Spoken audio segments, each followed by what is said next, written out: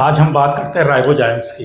Ribozymes basically RNA molecules होते हैं, मतलब आरएनए के मॉलिक्यूल होते हैं और ये एक तरह से कैटालिटिक एक्टिविटी को शो करता है, मतलब रिएक्शन के लिए एक्सेलरेट करने का काम करता है। ठीक है, जैसे हमारी आरएनए स्प्लाइसिंग हो गई या फिर इंट्रॉन प्रोसेसिंग हो गई, इस तरह की जितने भी या फिर आरएनए क्लीवेज हो गई, इस तरह की रिएक्शंस के लिए क्या करता है, हमारा एक्सेलरेट करता है, मतलब रेट ऑफ रिएक्शंस को इंक्रीज करता है। और इसके लिए जो मेटालिक एंजाइम मेटल जो की आवश्यकता होती है वो कौन सा, मैग्नीशियम आयन की प्रेजेंस में हमारा RNA molecule as a catalytic property को शो करता है। अगर हम आरएनए राइबोजाइम्स की बात करें तो राइबोजाइम्स क्या होता है कि कैटालिटिक एक्टिविटी को शो करता है। ठीक है, राइबोजाइम्स आर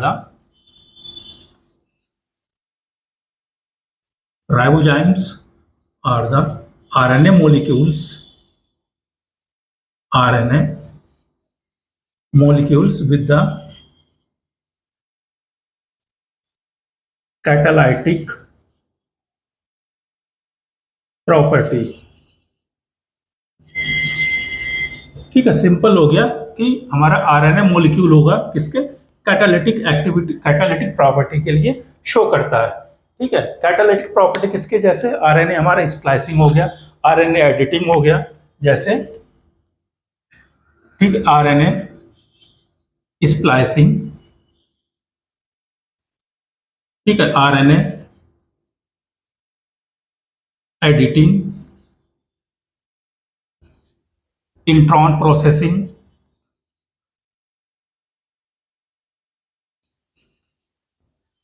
ठीक है, इस तरह की रिएक्शंस के लिए कैटालाइज करने का काम करता है। अगर हम इसकी प्रेजेंस की बात करें तो ये सिंपल हमारे जो राइबोसोम्स की बॉडी होती है उसमें प्रेजेंट होता है। किसमें नॉर्मली किसमें फाउंड होता है, ये फाउंड इन राइबोसोम्स। ठीक है, जितने भी राइबोजाइम्स हैं ये सब हमारे कहाँ पाए जाएंगे, हमारे राइबोसोम्स में पाए जाते हैं। ठीक है, किस तरह की रिएक्शंस को कैटालाइज करता है, जैसे हमारा आरएनए स्प्लाइसिंग हो गई, ठीक है, आरएनए एडिटिंग हो गई, या फिर इंट्रॉन प्रोसेसिंग हो गई, इंट्रॉन एक्सॉन्स की प्रोसेसिंग। तो ये सारी तरह की रिएक्शंस के लिए कैटालाइज करने का काम करता है। ठीक है, और ये रिएक्शंस को कैटालाइज हमारा मैग्नीशियम आयन की प्रेजेंस में करता है। ठीक है, कौन सा आयन, ठीक है, मैग्नीशियम Mg प्लस के प्रेजेंस में जो मेटेलिक आयन की रिक्वायरमेंट होती है इसके वर्क को परफॉर्म करने के लिए, तो वो मैग्नीशियम आयन की उपस्थिति होती है। ठीक है, इसके बाद बहुत सारे इसके एप्लीकेशंस हैं, जैसे हमारा जीन थेरेपी में या फिर डिजीज के ट्रीटमेंट में। ठीक है, जो इसके हमारे एप्लीकेशंस हो जाएंगे। ठीक है, अगर हम एप्लीकेशंस की बात करें तो सबसे पहले क्या, डिजीज ट्रीटमेंट।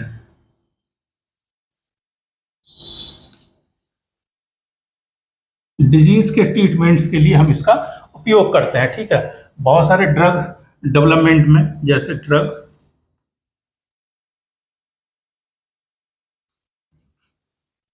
डेवलपमेंट में भी इसका हम उपयोग करते हैं। अगर हम इसकी डिस्कवरी की बात करें तो इसकी डिस्कवरी क्या है कि 1967 से शुरू हुई थी और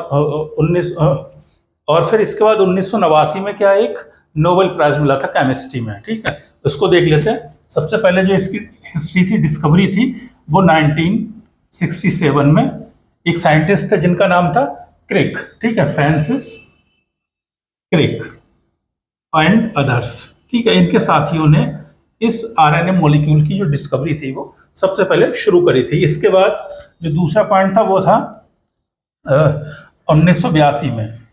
ठीक है, 1982 में एक साइंटिस्ट थे क्रूगर। ठीक है,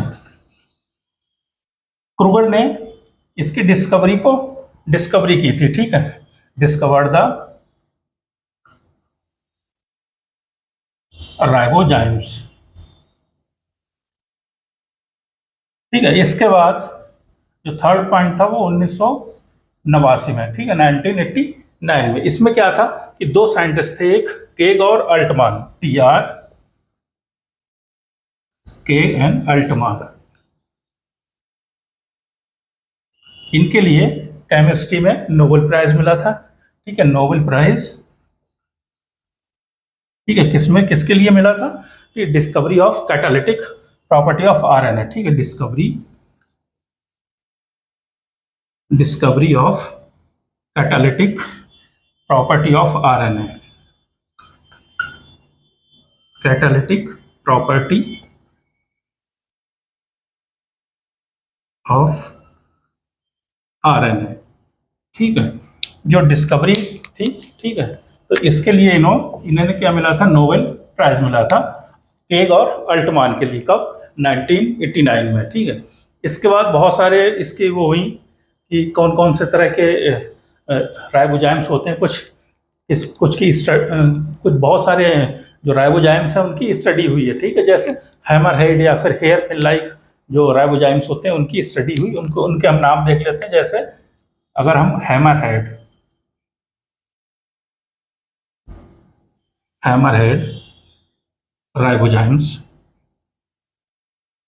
ठीक है, अगर हम इसका टाइप्स की बात करें, डिस्कवरी की, कौन कौन से वेल डिफाइंड हमारे राइबोजाइम्स की स्ट्रक्चर और उनकी कैटालिटिक प्रॉपर्टी के लिए स्टडी हुई है। ठीक है, इसके बाद hair pin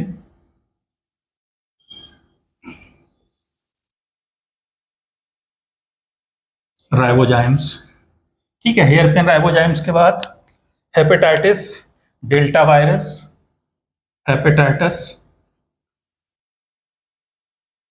hepatitis delta virus ribozymes. ठीक है, इसके बाद बहुत सारे थे, लीड जाइम्स था, क्या, लीड जाइम्स। इसके बाद वीएस राइबोजाइम वीएस। ठीक है, इस तरह से ही बहुत सारे राइबोजाइम्स की डिस्कवरी हुई कि किस किस तरह के राइबोजाइम्स या कौन कौन से राइबोजाइम्स पाए जाते हैं। ठीक है, इसके बाद अगर हम बात करें कि इसके रिएक्शन को किस तरह से ये कैटेलाइज करता है रिएक्शंस के लिए, ठीक है, तो वो एक सिंपल जो प्रोसेस है एसिड बेस कैटालाइसिस। कौन सी, एसिड बेस कैटालाइसिस के बेस पे एसिड बेस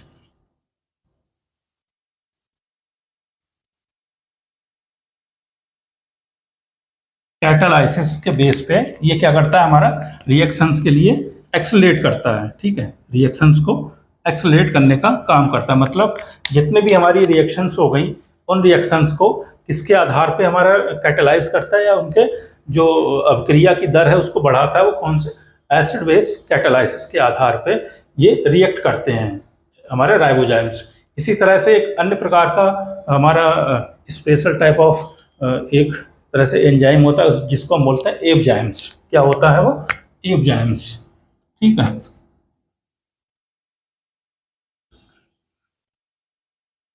एपजाइम्स क्या होता है हमारा, कुछ हमारी जो एंटीबॉडी होती हैं वो हमारे एज ए एंजाइम वर्क करती हैं, कैटालिटिक प्रॉपर्टी के लिए शो करती हैं। ठीक है, ये भी जो एपजाइम्स है मतलब एंटीबॉडी भी हमारी रेट ऑफ रिएक्शंस के लिए कैटालाइज करने का काम करती हैं या फिर एक्सीलरेट करने का काम करती है। तो उस तरह की जो हमारे एंटीबॉडी होंगी उनको हम क्या बोलते हैं, एपजाइम्स। और ये नॉर्मली इनको हम जेनेटिक इंजीनियरिंग या मॉडिफिकेशन के बाद हम इनको प्राप्त करते हैं, किसको, एपजाइम्स को। अगर हम राइबोजाइम्स की बात करें तो राइबोजाइम्स नेचुरल अकरिंग होते हैं। ठीक है, ये नेचुरल अकरिंग होते हैं, नेचुरल मतलब ये नॉर्मली सेल में हमारे राइबोसोम्स में ये पाए जाते हैं। ठीक है, ठीक है, फाउंड इन राइबोसोम्स। तो ये बेसिक किसका हो गया, हमारा राइबोजाइम्स का। राइबोजाइम्स और क्या हो, अगर हम बात करें राइबोजाइम्स की तो बेसिकली क्या होगा कि आरएनए मॉलिक्यूल्स, ऐसे आरएनए मॉलिक्यूल जो कि हमारी कैटालिटिक प्रॉपर्टी के लिए शो करते हैं। इसके बाद अगर हम एपजाइम्स की बात करें तो एपजाइम्स क्या हो जाएंगे, हमारी एंटीबॉडी जो कि कैटालिटिक प्रॉपर्टी को शो करते हैं। और राइबोजाइम्स क्या होते हैं, नेचुरल अकरिंग होते हैं, मतलब ये प्रकृति में हमारी सेल्स में नॉर्मली पाए जाते हैं राइबोसोम्स में। और अगर हम एपजाइम्स की बात करें तो ये हमारे जेनेटिक मॉडिफिकेशंस या फिर जेनेटिक इंजीनियरिंग के बाद हम इसको बनाते हैं। ठीक है, तो इस तरह से ये राइबोजाइम्स और एपजाइम्स का बेसिक चीज़ें हो गई। इसके बाद ये बहुत सारे इनके टाइप्स हो जाएंगे, इनकी रिएक्शंस को कैटालाइज करने का क्या क्या प्रोसेस है, ये सारी चीज़ें हो जाएंगी। और इनका नॉर्मली अगर हम उपयोग की बात करें तो उपयोग किस में हो जाएगा, जैसे डिजीज ट्रीटमेंट में इनका उपयोग किया जाता है और ड्रग डेवलपमेंट में।